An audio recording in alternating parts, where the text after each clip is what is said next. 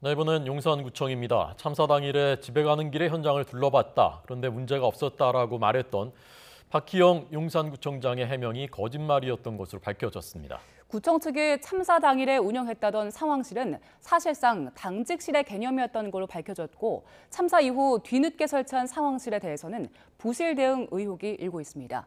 취재기자 나가 있습니다. 김다윤 기자.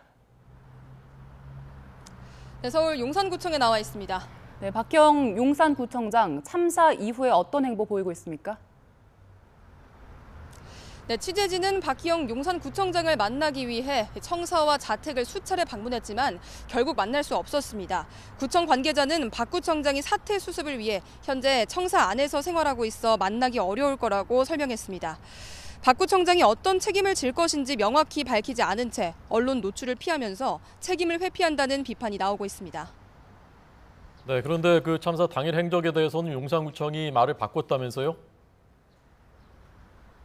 네, 그렇습니다. 박 구청장은 참사 당일 저녁 8시 20분쯤 퀴논길을 통해 귀가하면서 참사 현장 인근을 둘러봤다던 설명을 뒤집었습니다. 구청 측은 박 구청장이 참사 장소와 500m 넘게 떨어진 앤틱 가구 거리를 통해 곧장 집으로 갔다고 말을 바꿨습니다.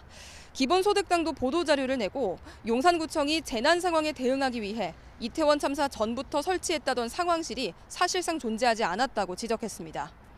구청 측이 상황실이라고 주장했던 곳은 당직실이었고 당일 당직자 8명은 자신들이 상황실 근무 중이었던 것조차 인지하지 못했다는 설명입니다.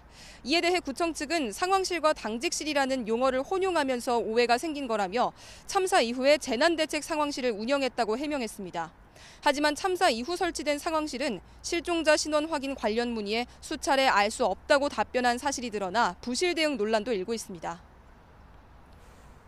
경찰 수사도 박희영 구청장 그리고 용산구를 겨냥하고 있는 겁니까?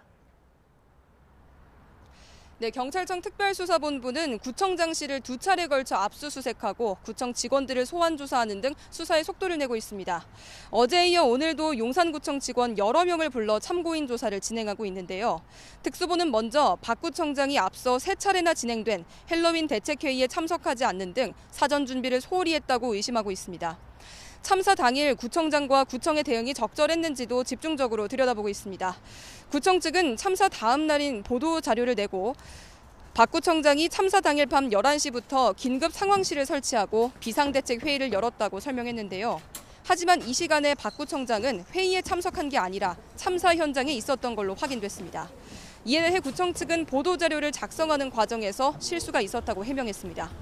또 소방당국은 참사 당일 밤부터 다음날 새벽까지 모두 6차례 상황 판단 회의를 개최했는데 박 구청장은 여기에 참석하지 않았던 걸로 알려졌습니다. 특수본은 이 부분도 함께 파악할 예정입니다. 압수물 분석과 참고인 소환 조사가 본격화하는 만큼 박 구청장의 소환 시기도 멀지 않았다는 관측이 나옵니다. 지금까지 용산구청에서 YTN 김다연입니다.